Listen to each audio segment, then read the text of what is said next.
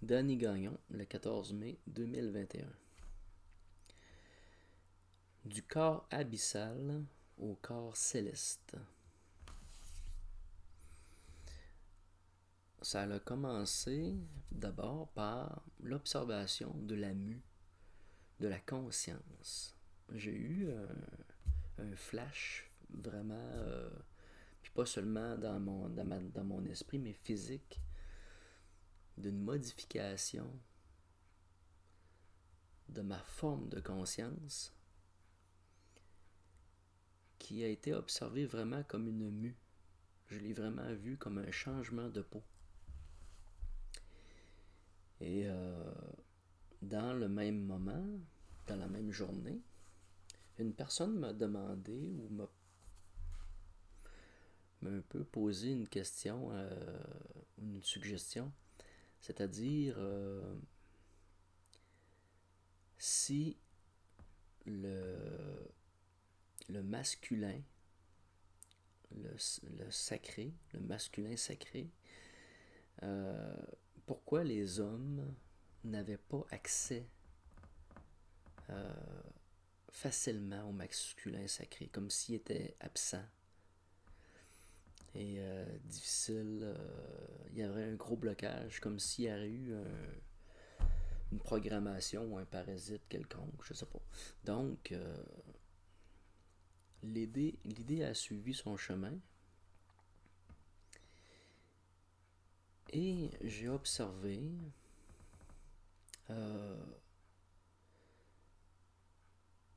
des formes, des étapes. Les étapes qui me sont apparues, c'est d'abord, oui, les changements de forme, mais que j'étais rendu à une forme où ce qu'on allait vers ce que j'appelle le corps céleste. Et ça m'a mis à revenir à l'opposé, qui est le corps de notre naissance, on peut dire, de notre conscience naissante, dans l'obscurité. Et quand je parle d'obscurité et quand je parle de corps abyssal, je ne parle pas de la terreur abyssale, je ne parle pas de la peur, de la noirceur et de ce vide. Je parle plutôt de la noirceur, celle qui est confortable, celle qui est apaisante, celle qui est à la limite chaude, douce. C'est un point de confort. Pour moi, c'est le... Je me rapporte à la vidéo que j'ai faite de l'hyperconscience du non défini, qui est devenu, avec ma réflexion, le pôle de la mer. Donc, la mer est en soi non définie dans tous les possibles. Il y a comme toute l'énergie est là. Et dans l'observation de la transition vers le corps céleste, rendu au corps céleste, ce que j'observe, c'est le soleil, la lumière, mais ce qui vient avec la représentation du soleil, c'est le père ou le masculin. Et l'effet de ce masculin, de ce soleil. Le soleil, si on regarde au niveau végétal, va créer une attraction. Tout le végétal va se propulser vers le soleil. Par le fait de la rotation de la Terre, par le fait du mouvement que ça crée dans le ciel, le végétal va faire une forme de mouvement de montée vers l'énergie. autant la gravité amène vers le sol, autant que le soleil, au niveau végétal, amène ou tire vers le haut. Tout est propulsé vers la lumière. Donc, le soleil travaille à l'épanouissement ou participe à l'épanouissement de tous les êtres. Nous amène à fleurir, nous amène à s'émanciper, nous amène à savoir qui l'on est et à se déployer dans cette énergie-là, dans le sens de trouver ce que nous sommes et de le vivre et de vraiment s'extérioriser de façon physique dans nos actions, dans nos choix de vie. Alors, j'observe le masculin sacré à l'effet d'un soleil, comme un soleil, et à l'effet d'un soleil. Ok.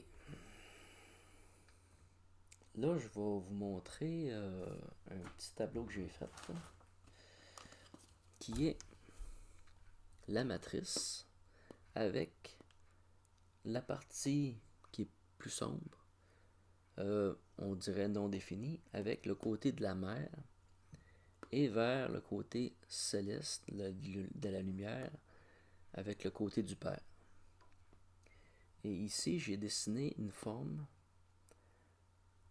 informe, déformée par sa nature, que j'appelle la fausse matrice, que je vais venir positionner sur ma sphère de matrice originelle.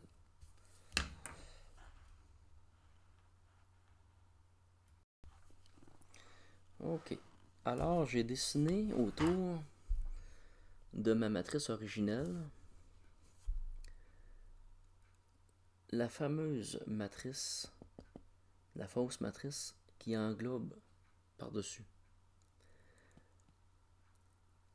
À ce moment-là, j'ai vu la matrice originelle comme un globe, comme une ampoule. Une ampoule, l'équivalent d'un fluorescent. Et la matrice originelle, donc piratée par une espèce d'enveloppe, mais qui vient pas complètement habiller ou envelopper la totalité, parce que les deux pôles sont libres dans une condition spécifique qui est celle de la nudité. Alors,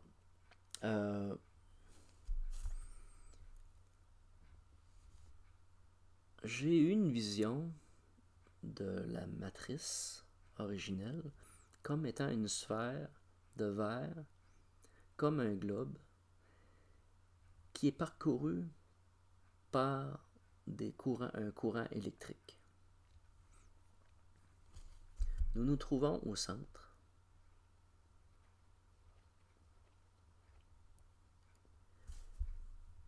Et nous polarisons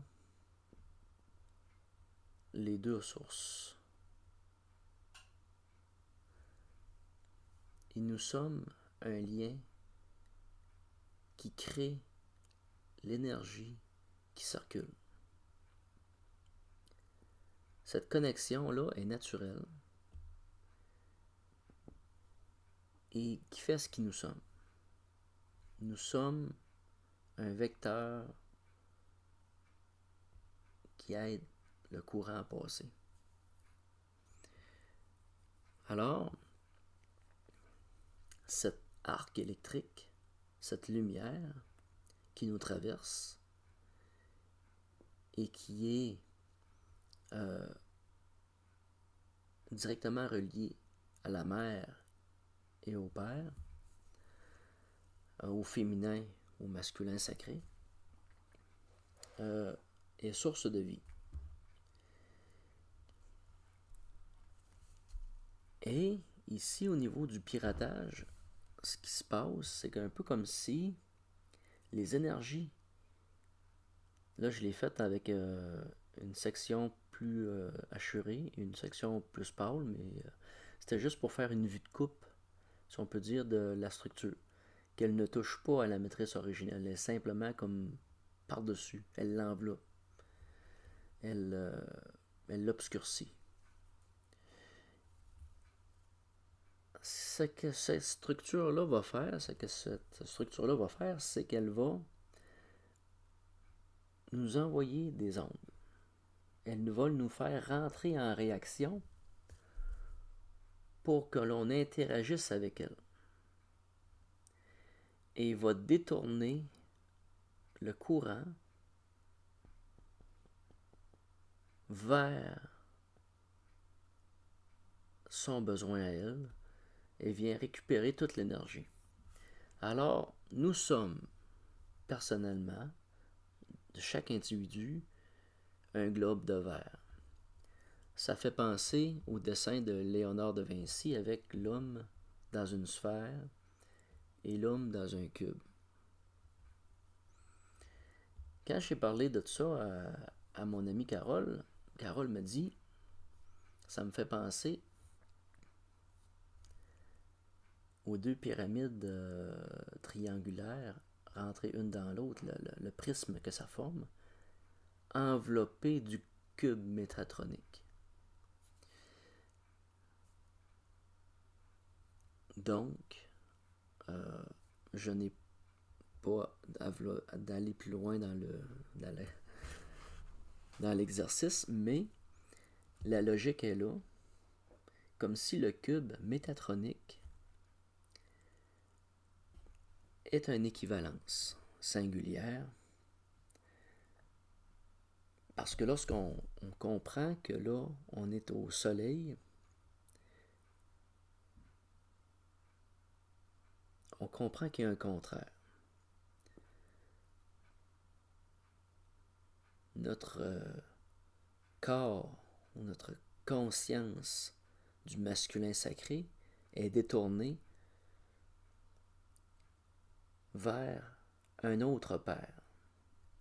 Nous avons perdu de vue le père, le masculin sacré, qui est détourné vers un faux père.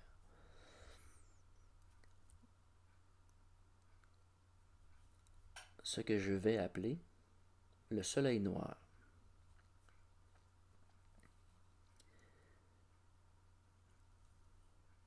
C'est une observation que j'ai faite et sur laquelle j'ai analysé un peu, mais je me suis pas trop avancé, puis je force pas pour l'instant. Parce que c'est comme si j'aurais été au cœur de la bête. Et c'est ce que je ressens lorsque je réfléchis ou je pense à la structure même du soleil noir. Ok. Je marque soleil parce que c'est l'exemple. Ça peut être aussi... ça pourrait être aussi appelé le zodiaque, ou tout ce qui est la voûte céleste.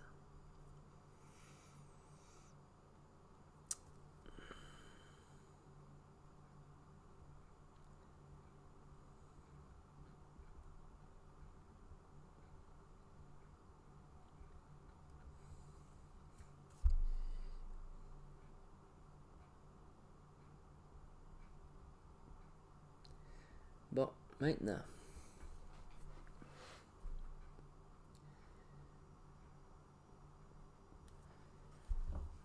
je me suis fait d'autres sphères ici en bas qui représentent l'ému de notre corps de conscience. Alors, nous avons des étapes à franchir dans notre vie, dans notre conscience, et notre conscience change de forme. Elle peut prendre d'autres aspects. Elle a d'autres capacités, d'autres potentiels aussi. Et je vous amène à la réflexion au départ du 0-7 ans. Parce qu'il y a dans cette évolution-là ce que j'appelle un avortement de la mue. La mue est avortée, mais par quoi?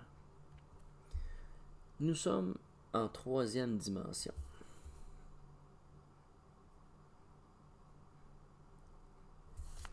Alors, nous sommes en 3e dimension. Et dans cette 3e dimension-là, nous allons vivre notre vie entière. Et dans cette même dimension-là, nous sommes aussi en 4e dimension. Mais, à partir du moment qu'on est, il y a une étape, une évolution très rapide qui va se faire de la conscience, de tout ce qui nous entoure. Puis le 0 à 7 ans est un moment important parce qu'on n'est pas structuré, on n'a pas atteint une première forme. On n'a pas atteint notre première forme. Et il y a déjà un conditionnement qui s'installe. Il y a un conditionnement déjà avec les prématernelles, les maternelles 3-4 ans, puis 5 ans. Puis déjà première année avec le 6 ans. Parce que la mue en tant que telle se fait plus ou moins proche du 7 ans. Ça peut être à 6, ça peut être à 8.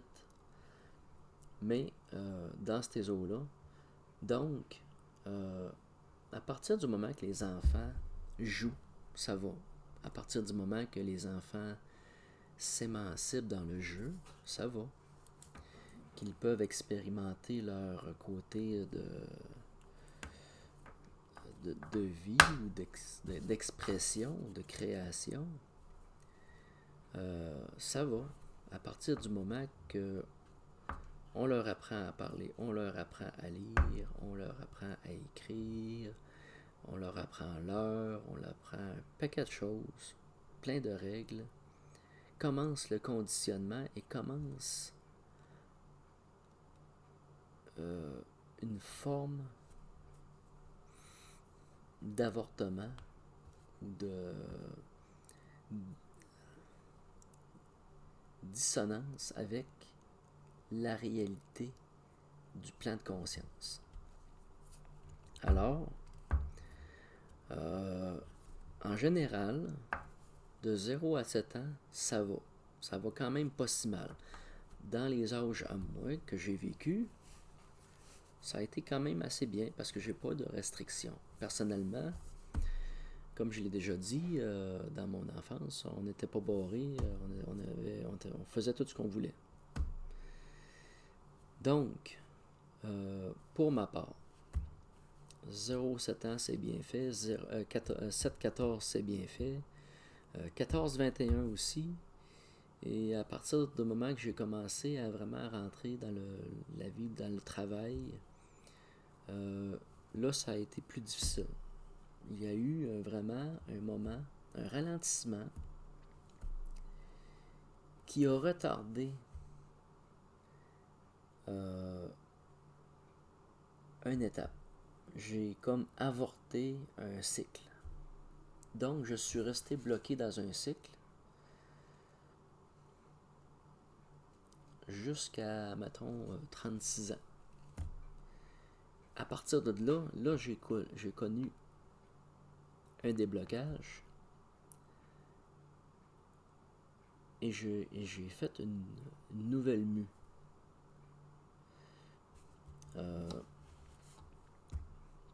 La stagnation, le fait qu'on ne se transforme pas, on ne mue pas, fait que le cocon se durcit. Et pour défaire ce cocon-là, il faut revenir sur ce qui l'a durci. Il faut revenir sur son dysfonctionnement. Quand on est de 0 à 7 ans, ce qui va tout de suite embarquer, c'est les peurs. Les peurs du noir, d'obscurité, des insectes, des bébites, un paquet de choses. Souvent vont être des choses qui vont être familiales, puis des choses qui vont être reliées directement à cette influence-là, qui va venir parasiter déjà au jeune âge notre lien, notre énergie.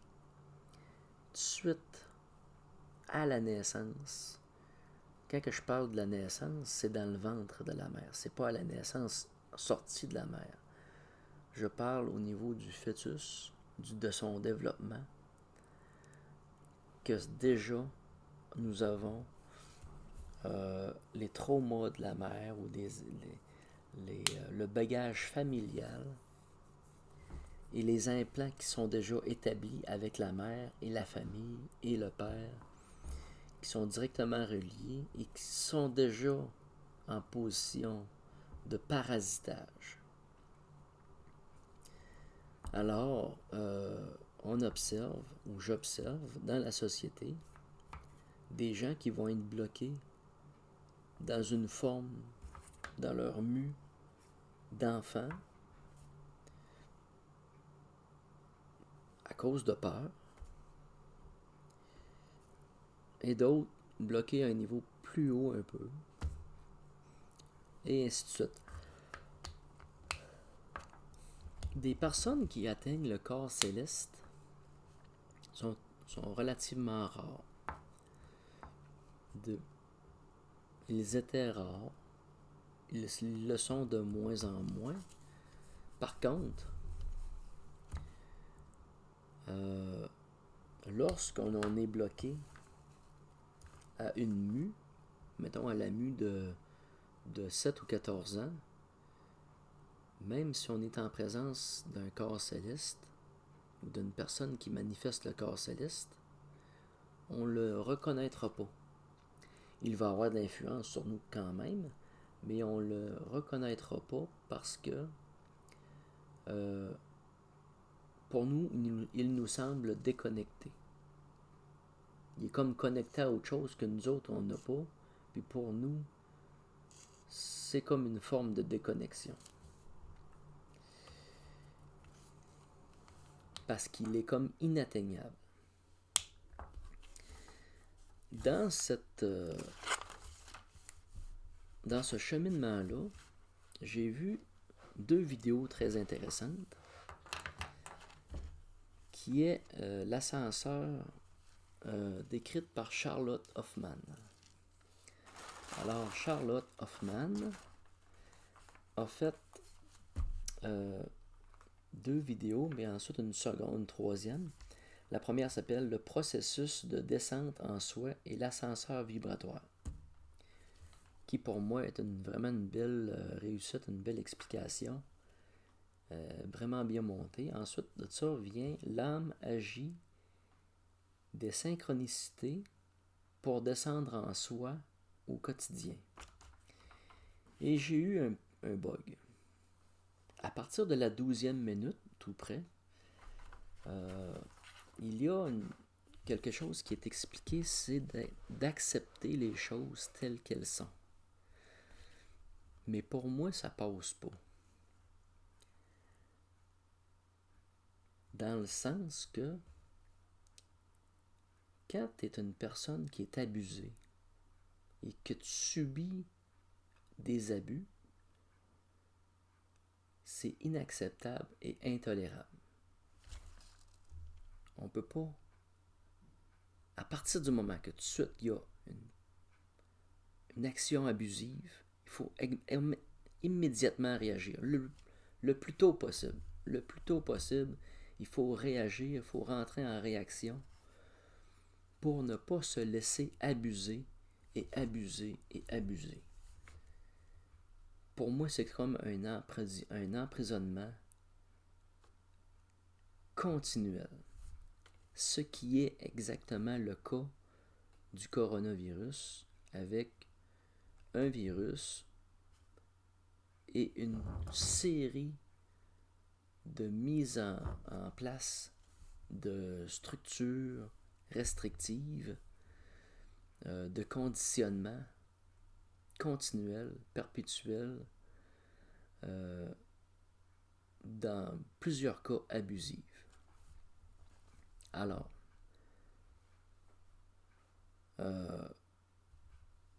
pour moi, j'ai eu un bug et j'ai eu une réaction qui était quand même assez vindicative par les propos que j'ai écrits. C'est pas méchant envers elle, c'est une réaction dans le sens que j'ai été directement dire que je n'accepte pas cette proposition-là et je ne suis pas dans un présent où je ne suis pas présentement castré. Je ne suis pas castré de ma conscience. Je ne suis pas castré de réagir, de parler. Il y a eu des petits pouces bleus par en bas. Tu sais, parce qu'habituellement, c'est des sujets qu'elle traite, c'est toujours quand même assez positif. Il y a eu plusieurs petits pouces bleus en bas, mais dans les commentaires, il n'y a pas beaucoup de gens qui vont dire pourquoi. Ils vont s'exprimer pourquoi ils ne sont pas contents de la chose. Alors, de façon générale, lorsque on ne subit pas ou on ne fait pas sa mue, son corps de conscience, la castration rentre en ligne de compte dans le sens que le masculin est castré. Le masculin ne s'affirme plus. Le masculin sacré, qui devrait être là pour réagir, ne réagit plus. Il est conditionné et son énergie est tirée ailleurs. Il ne se trouve plus le sens de la conscience céleste. Alors, dans la vidéo de Charlotte, il est expliqué le principe de l'ascenseur de transiter de haut en bas. Mettons qu'ici on est à la naissance, côté mère, et ensuite ça on va au côté père, au côté de lumière, dans les plans de densité ou plus sombres. On va parler de choses, mettons, plus sombres. On ne parlera pas de densité. Donc, elle va placer de façon pour qu'on comprenne mieux le plan dans ce sens-là, du bas vers le haut. Et elle explique le principe de l'ascenseur pour commencer à prendre, si on peut dire, pour comprendre de monter, il faut d'abord comprendre qu'il faut descendre. Puis à partir du moment qu'on descend et qu'on règle les choses, là après ça on peut monter. Puis c'est vraiment une très belle explication, puis c'est vraiment une belle logique que je conseille à tout le monde d'aller voir. Alors, elle va exprimer le mouvement que notre conscience va faire. Et Guillaume Kézak, dans son livre Médecine sacrée, va parler de ce qu'on appelle la respiration verticale, qui est sur le même principe, sauf que on va vers le divin, dans la conscience du divin. Et pour moi, c'est pas mal dans la respiration est là. À partir du moment que tu es un corps céleste, ou que tu atteins le corps céleste, tout ton courant énergétique est en mouvement de haut en bas et il respire. il respire et ça crée une circulation d'énergie.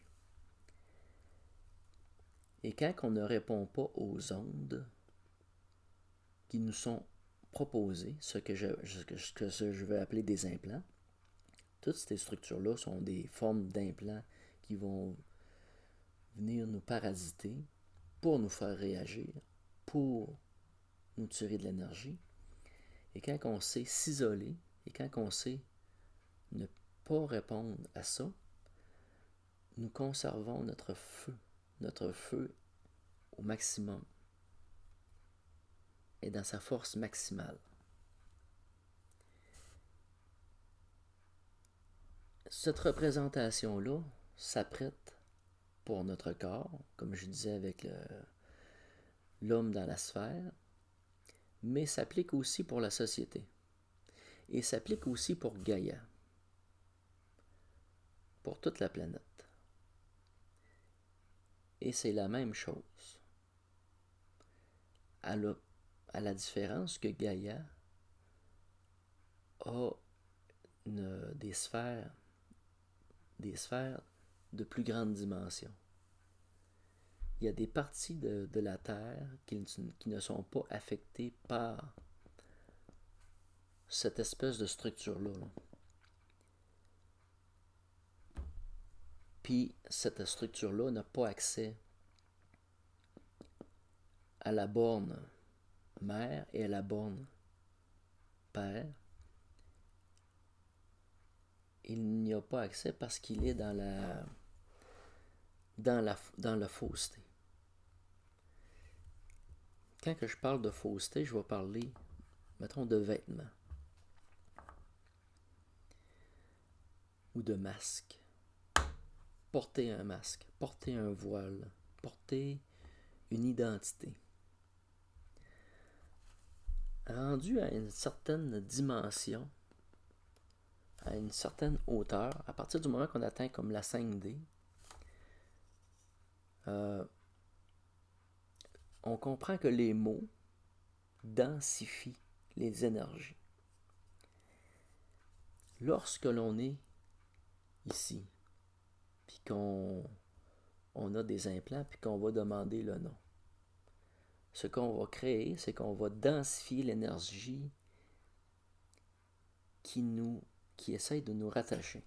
On va le densifier dans une forme, on va lui donner une forme en lui donnant un nom. Et lorsque l'on est au corps céleste, les mots n'ont plus de sens. Les mots n'ont plus de sens parce qu'on est dans la voie du cœur. Et ça, c'est important parce que on est dans la voie du cœur, on est dans la béatitude, sans mots, sans le mental, parce que les mots appartiennent au corps mental. Le mental ne traverse pas. Il reste en deçà. Le mental est comme dans une création en partie parasitaire. Le mental n'est pas invité. Lorsqu'on arrive dans le masculin sacré, dans la conscience céleste, c'est la voie du cœur. Lorsqu'on en arrive en 5D, on est dans la conscience du dragon. Et le dragon parle avec son cœur. C'est une conscience du cœur.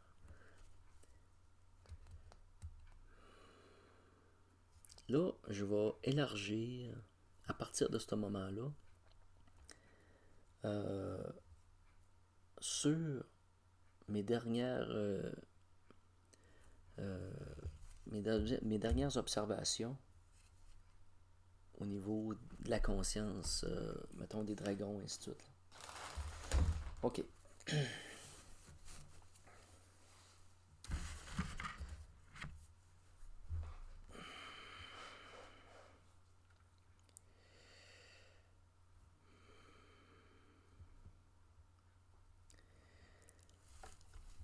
Quand on est en troisième dimension,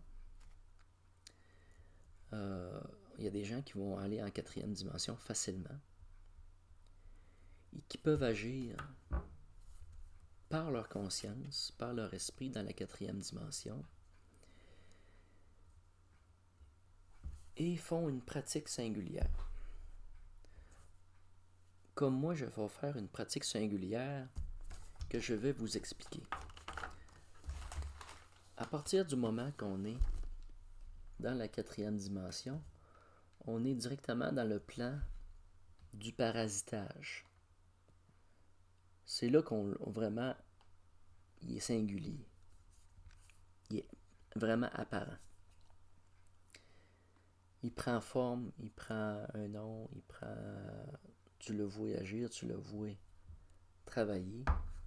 Bien entendu, s'il veut se manifester en général, tu es capable de voir sa forme. Alors,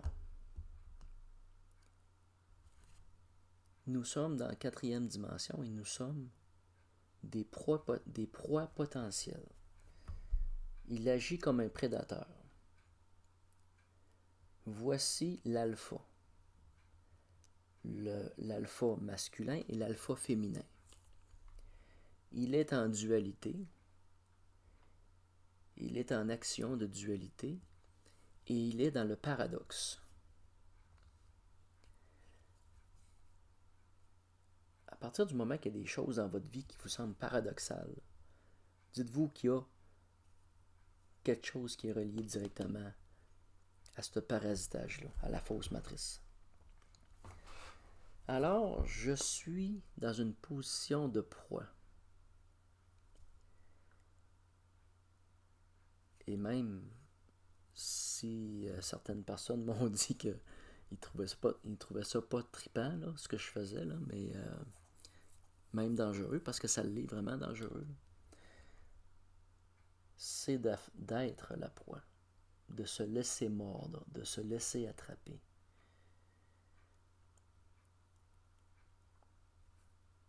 Je me laisse mordre, je me laisse hameçonner pour me retourner de bord et devenir le prédateur. Et démanteler cette structure-là.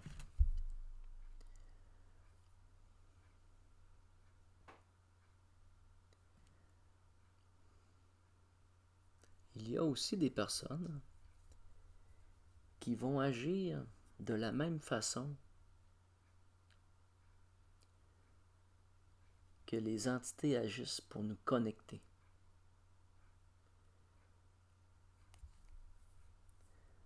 Je vous donne un exemple.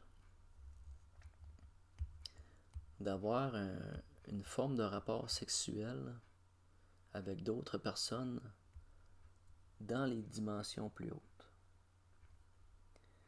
C'est quelque chose qui nous est enseigné de façon inconsciente par les entités qui viennent nous parasiter. Pornographie et tout ce qui est perversion et comment je pourrais dire ça, qui nous éloigne du lien du féminin et du masculin sacré, qui pervertit notre nature. Je dis pas que les personnes qui pratiquent ça, c'est des personnes perverses. Parce qu'il y a plusieurs façons d'aimer. C'est juste que lorsque l'on comprend à un moment donné qu'on est un véhicule, ou qu'on est potentiellement un véhicule, parce qu'à partir du moment que tu es là, tu es parasité, puis tu en es inconscient, tu es un véhicule pour quelqu'un d'autre. Tu es le jardin de quelqu'un d'autre. Tu nourris quelqu'un d'autre. À partir du moment que tu reprends ta conscience en main, ton corps devient ton propre jardin c'est un enseignement de la médecine sacrée du livre de Guillaume Cazak.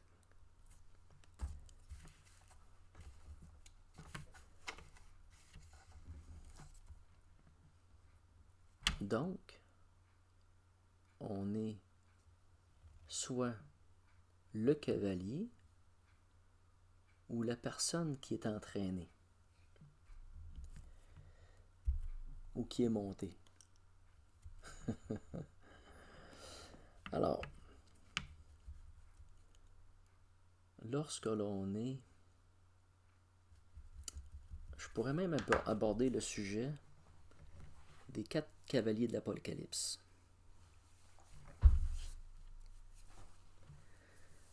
J'ai déjà eu des chevaux. Et les chevaux, tu sais, je parle en terrien, là. Je parle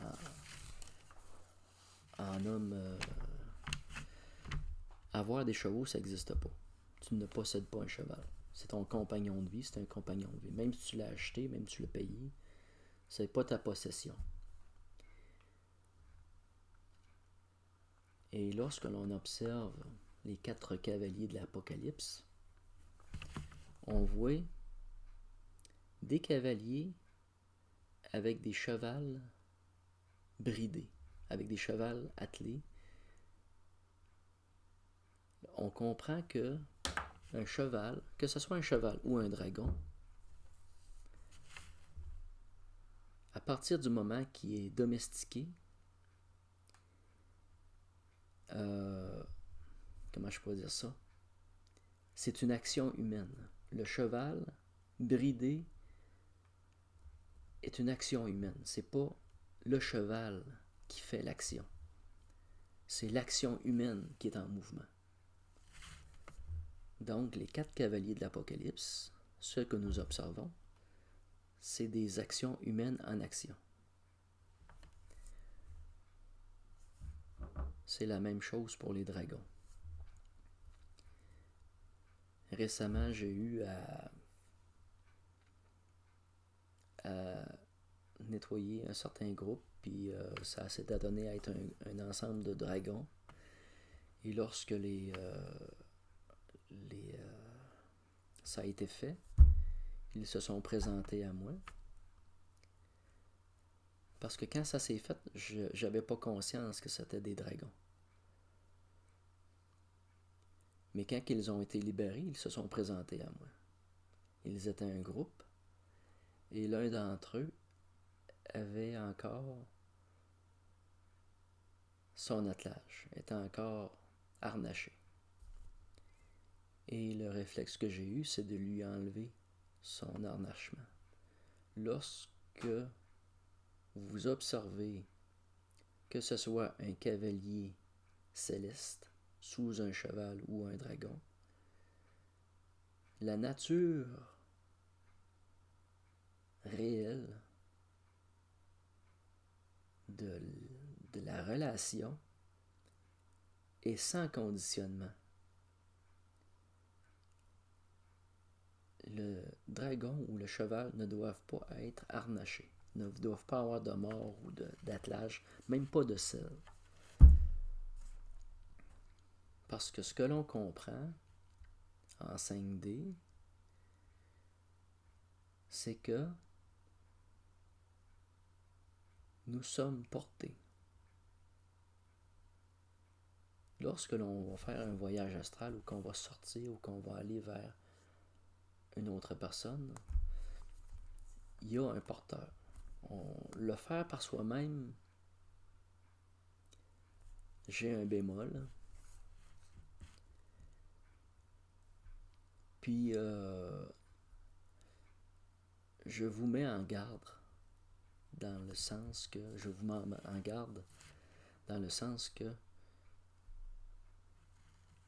quand on va faire ces choses-là, souvent on le fait de façon inconsciente. On ne voit pas que l'on est porté.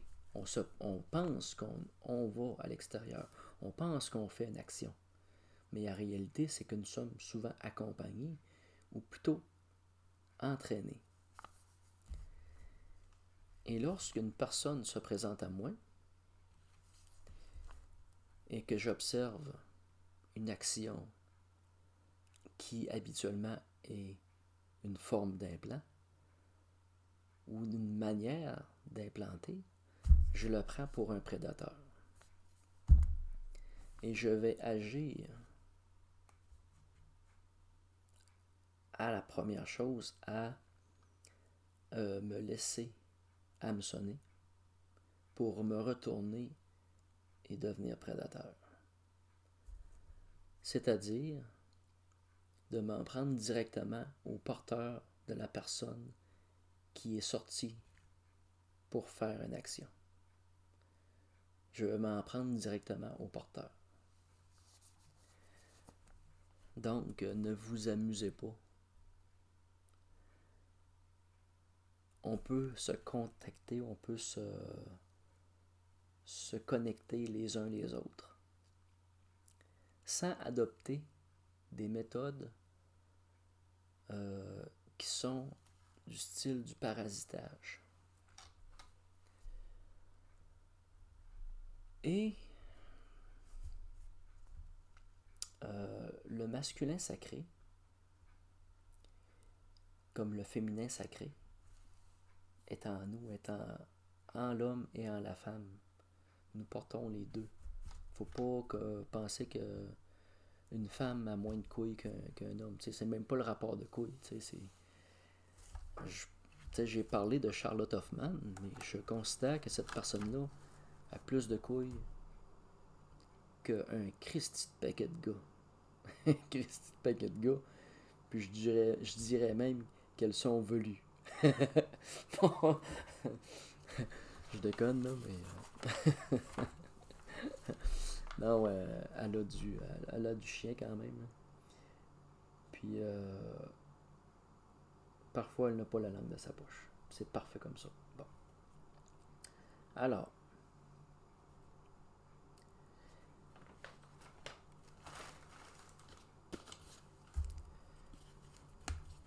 à partir du moment qu'on atteint le corps céleste,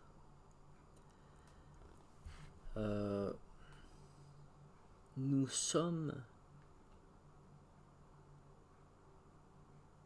une respiration, un courant d'énergie qui va faire que les gens qui sont autour de nous vont subir cet entraînement de respiration-là.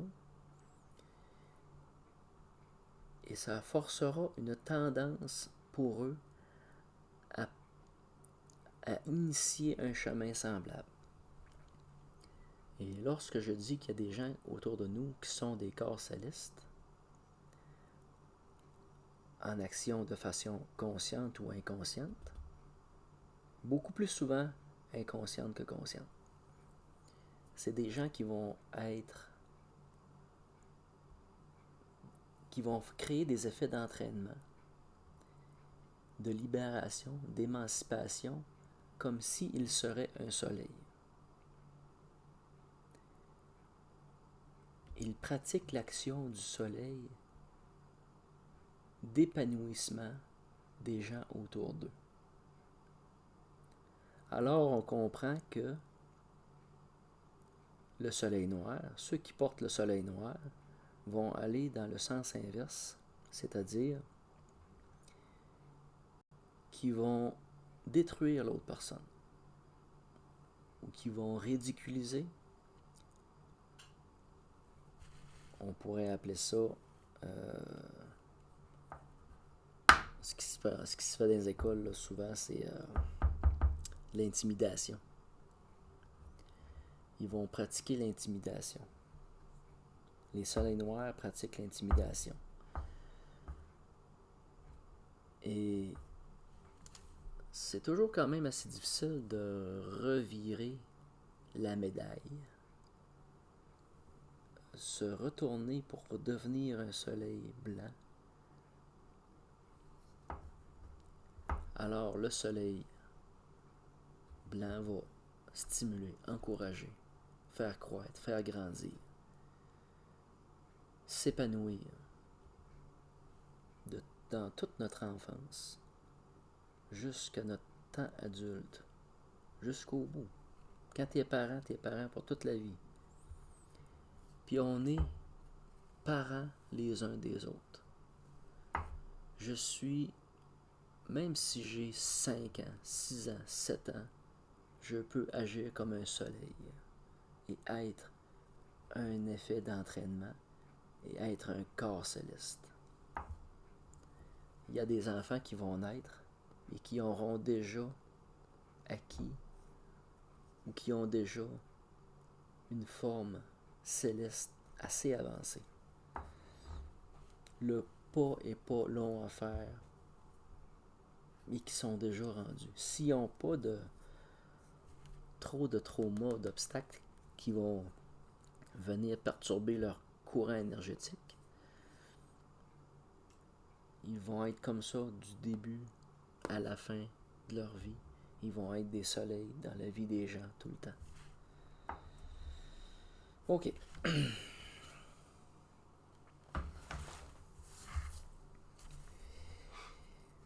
J'ai parlé de la nudité.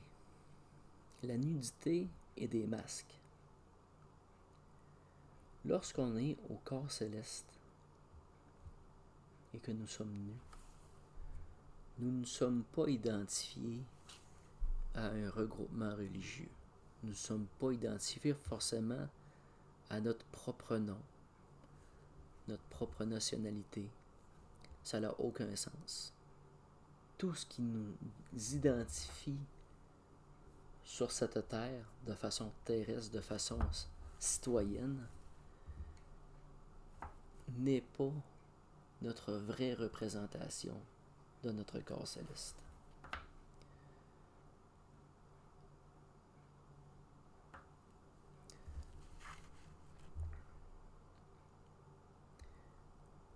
Lorsque j'observe l'image de Jésus avec le cœur et la flamme, juste ça, c'est l'enseignement. C'est une grosse partie de l'enseignement du message. T'as pas besoin de lire la Bible, t'as pas besoin de paraphraser là, des minutes de temps. La voix du cœur, l'union du cœur et de la conscience, l'équilibre de ces deux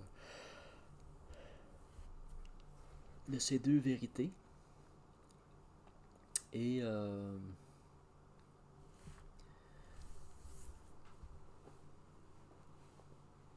il y a des gens qui sont capables de faire les deux, qui ont la conscience de s'identifier derrière un voile, puis ont la capacité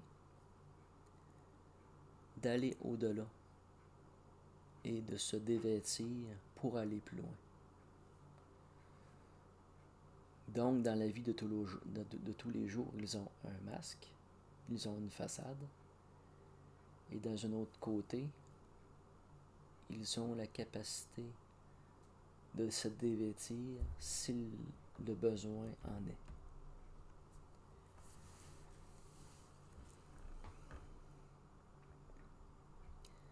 C'est bien entendu que l'idéal, c'est d'être vrai dans tous nos moments de notre vie, dans toute notre journée, dans tous nos jours, dans toutes nos nuits, d'être vrai, d'être nu, sans artifice, sans masque. Et c'est ce que je vous invite à faire. Je vais terminer en vous référant aussi à la vidéo de Damien Maya qui vient mettre une boucle sur ce que je vous parle, sur ce que je vous ai parlé à soir, des sphères, des corps de sphères, des densités, pas des densités, mais de la mue de la conscience, de ce mouvement-là, du mouvement de la respiration de la conscience, du corps abyssal jusqu'au corps céleste. Parce qu'il ne faut pas avoir peur du noir. Il fait partie de la création. Pour ceux qui n'ont pas vu la vidéo d'hyperconscience, je vous invite à aller voir, à rentrer dans la compréhension. Parce que lorsqu'on parle de ça, on va parler du pouvoir de création dans la nudité de notre corps, du féminin sacré et du masculin sacré.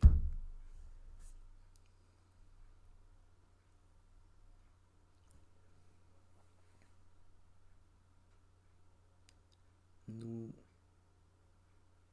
retrouvons notre potentiel de création et la vidéo de Damien Maillat, c'est « Et si le mot âme désignait autre chose ?» C'est peut-être un titre qui ne signifie pas énormément, mais lorsqu'on le voit, on l'écoute, on comprend la portée. Il y aurait pu avoir un autre titre, une autre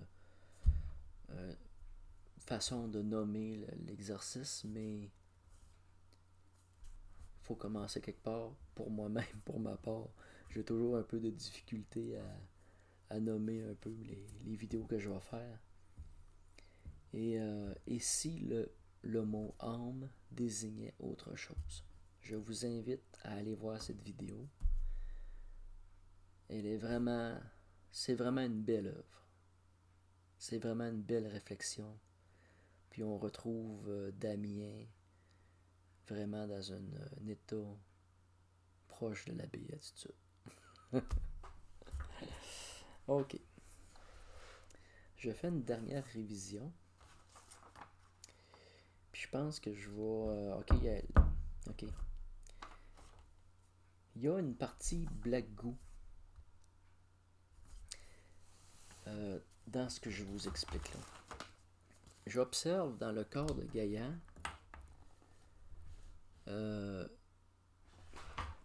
que le Black Goo positif serait comme une partie potentielle de la mère Gaïa. Comme un réceptacle de conscience. Et le Black Goo négatif qui vient soutenir cette masse-là. Pour moi, c'est quelque chose qui s'est réglé aujourd'hui. Parce que j'avais comme dans l'observation que le Black Goo négatif avait été comme si quand on extrait du pétrole, on identifie de quelle nature il est. Il y a des personnes qui vont identifier la nature du pétrole, à savoir s'il est positive ou négative. Si elle est négative, elle va être mise de côté, elle va être entreposée et être protégée par le système parasitaire pour que le système soit soutenu. Donc, ce que l'on observe lorsque on observe le forage, le minage, on observe un viol, une agression de Gaïa, une agression profonde dans sa nature, dans son être. C'est une... elle est vraiment en train de se faire tuer. Gaïa est en train de se faire déchirer, perforer. C'est une abomination que subit Gaïa présentement. Et c'est un point qui m'a un peu choqué et troublé dans l'observation de l'exercice. Et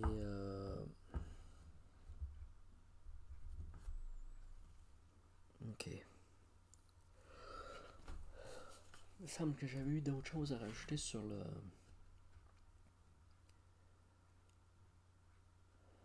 Ça va pas m'envoyer. Je vais vérifier mes notes. Ok.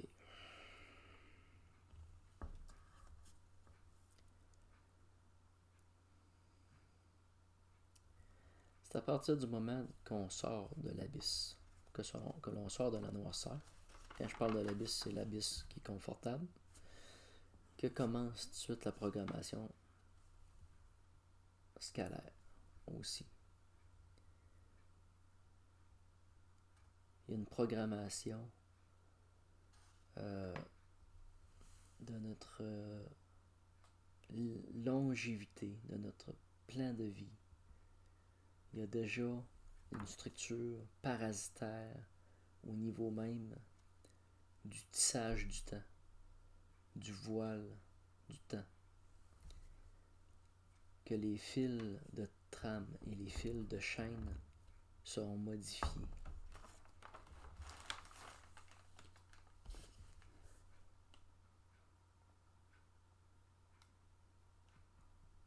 Il y a un dessin, il y a un plan de vie. Mais ce que l'on observe, c'est que le soleil noir est dans ses plans et vient le modifier.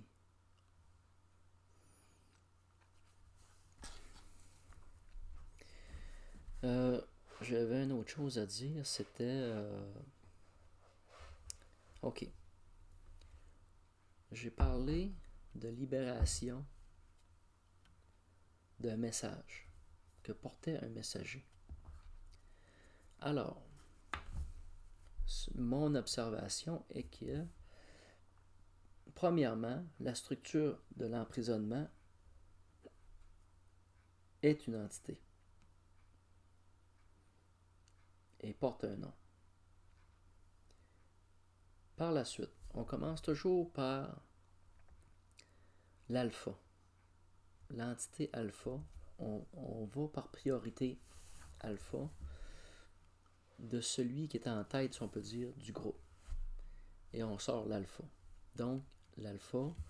Et ensuite de ça, on sort les subalternes qui vont suivre directement le commandement de cette entité-là. Alors, dans cette structure-là, j'en ai sorti 6. 6 entités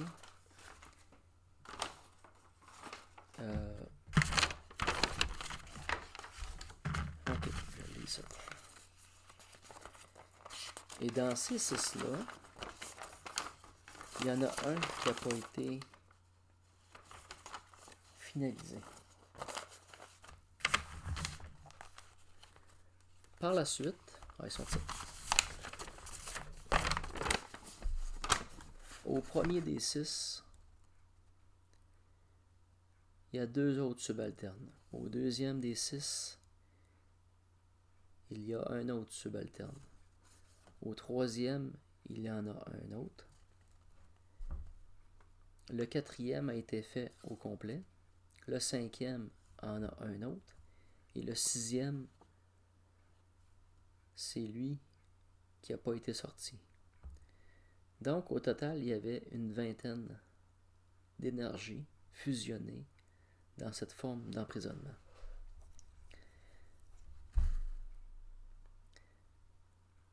À partir du moment que la structure a été affaiblie, si le messager n'a pas complété ou il n'a pas su voir les autres en présence, le message, l'énergie messagère, vivant, a souvent la force de finir de se libérer par lui-même.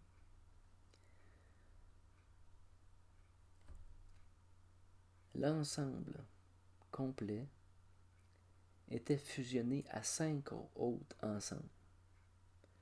Donc, le nom de l'ensemble, au départ, doit être défusionné des 5.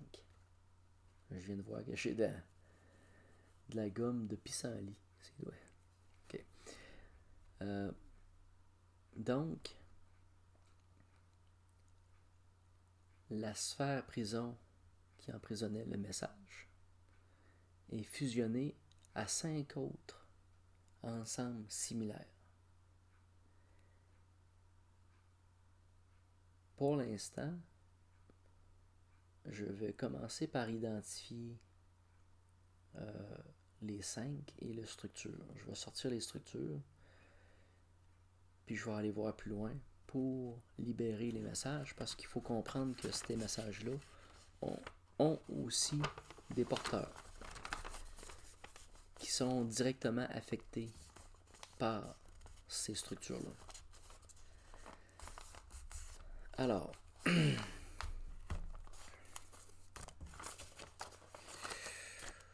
est-ce qu'il y a d'autres choses? Les paradoxes. Et ce qui est objectif et ce qui est subjectif. Tout ce qui est objectif est considéré comme étant observable par tous.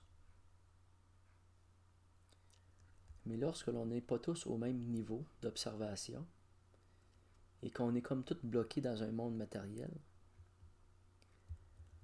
l'objectivité est relative. Et le subjectif devient à ce moment-là plus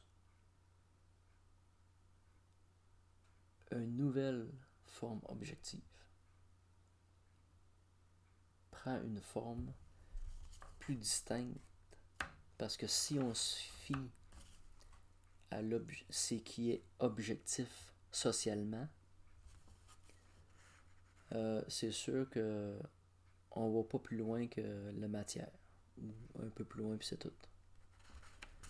Même si nos sciences vont au-delà de ça, pour la grande majorité du monde, ce qui est objectif est relatif. Il y a aussi dans la compréhension de la respiration du corps abyssal vers le corps céleste, du corps de la mer, si on peut dire,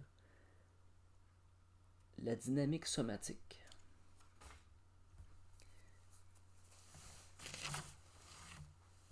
Ce que je vais appeler aussi la synchronicité.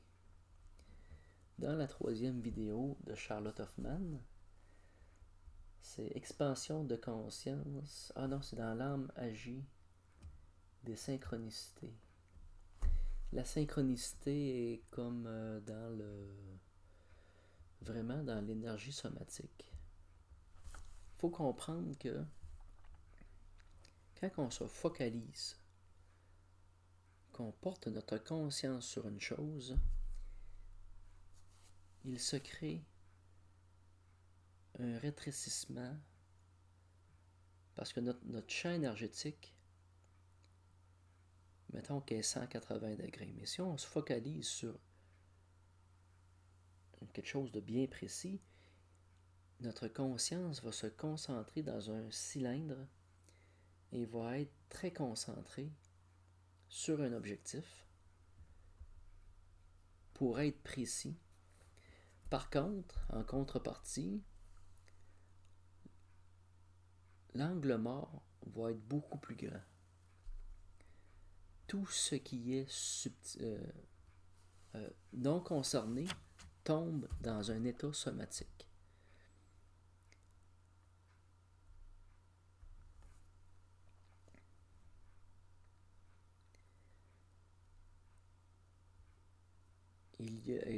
Il y a un autre état somatique aussi qui existe.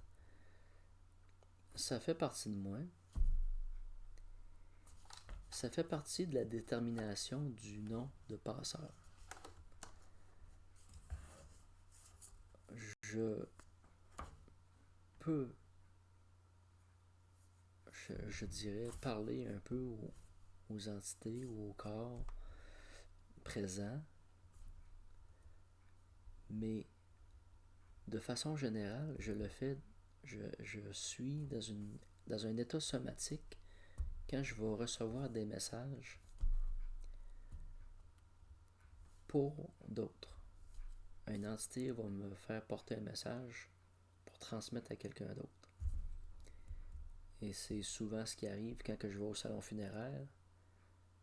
Je vais avoir un sentiment.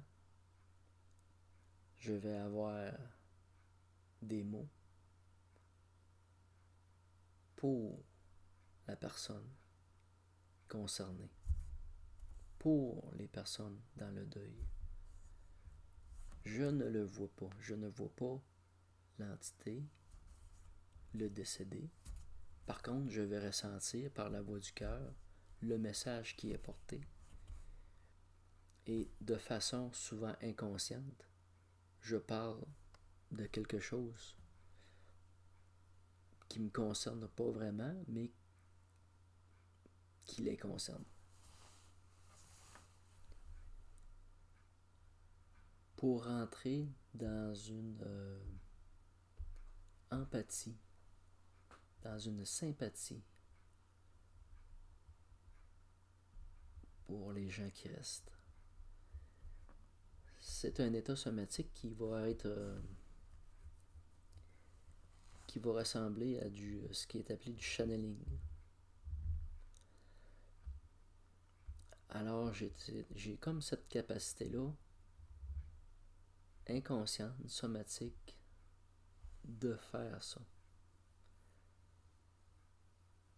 C'est comme si l'entité me chevauche dans le sens que je deviens son instrument. Je porte le message.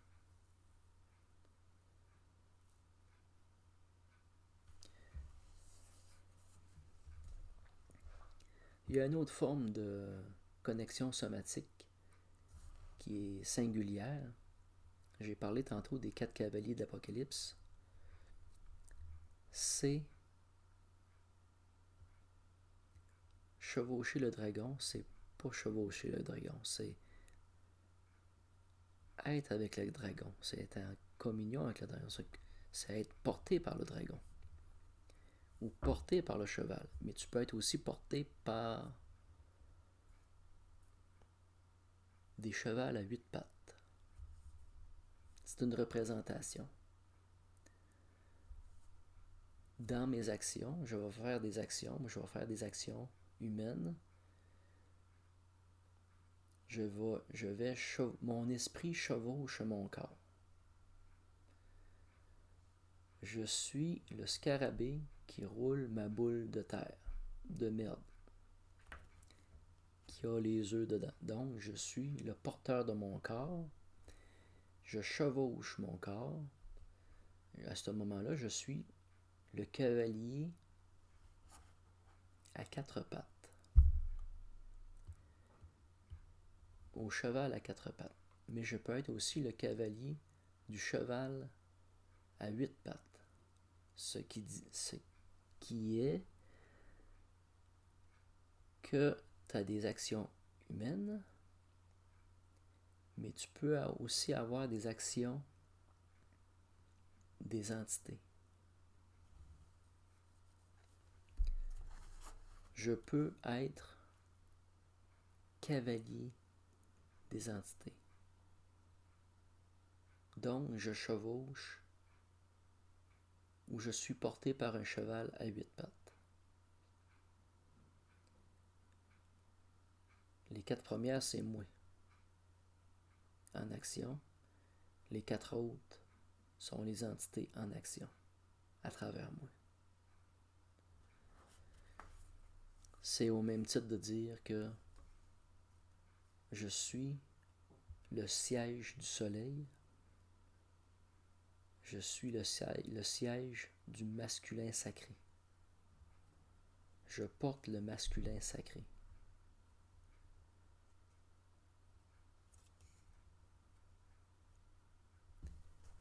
Au même titre que le féminin sacré.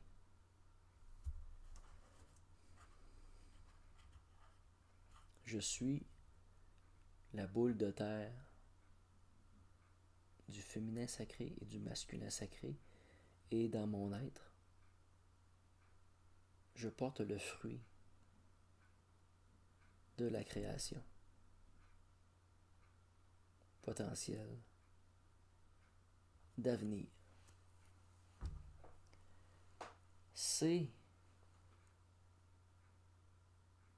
Ce n'est pas limité à une personne. Tout le monde est capable d'être comme ça, d'être là, de chevaucher et d'être chevauché ou être entraîné.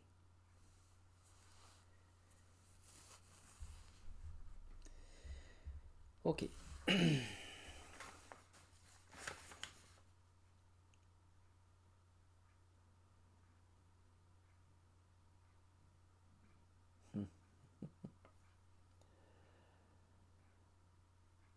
Lorsque l'on est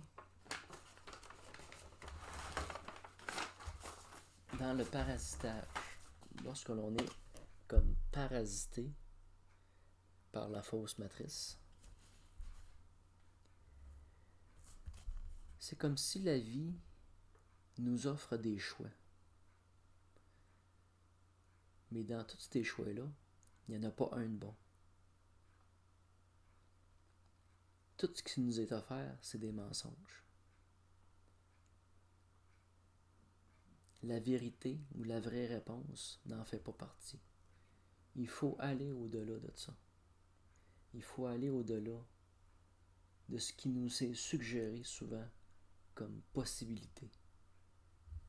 Il faut vraiment être têtu puis déterminé à la limite à être fouille-merde, mais vraiment aller plus loin. Plus loin que ce que le gouvernement nous propose, ce que la société nous propose, pour la révolutionner, pour la réinventer. Et c'est par cette conscience-là, cette hyper-conscience-là, que nous sommes créateurs de notre présent.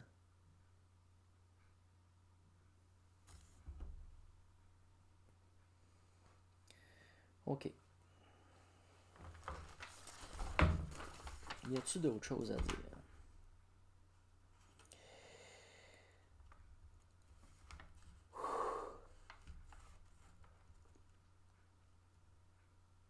Les peureux sont les semeurs de la peur.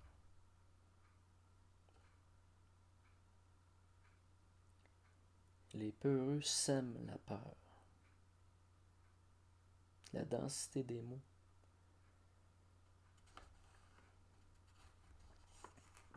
OK.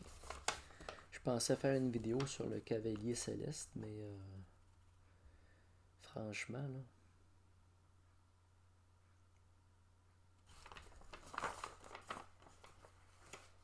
je pense que j'en ai pas mal dit. Je vais vous dire bon courage, puis ne lâchez pas. Personnellement, je ne m'attendais pas, il y a plus de 2 ans, de faire le parcours que j'ai fait jusqu'à aujourd'hui. De façon de ma conscience et dans mes actions physiques que je ne fais que commencer. Parce que le but de tout ça, c'est d'agir dans le physique. De façon physique, de façon verbale et dans la société. Dans un collectif. OK. Alors je vous remercie beaucoup de votre attention. Et je tiens à remercier Charlotte Hoffman pour les vidéos qu'elle présente et Damien Maya aussi, avec qui indirectement nous avons comme créé une synchronicité entre le messager, moi, mon ami Carole, Charlotte Hoffman, mes perceptions, puis Dami et Maya. Ça a été une belle expérience. Merci.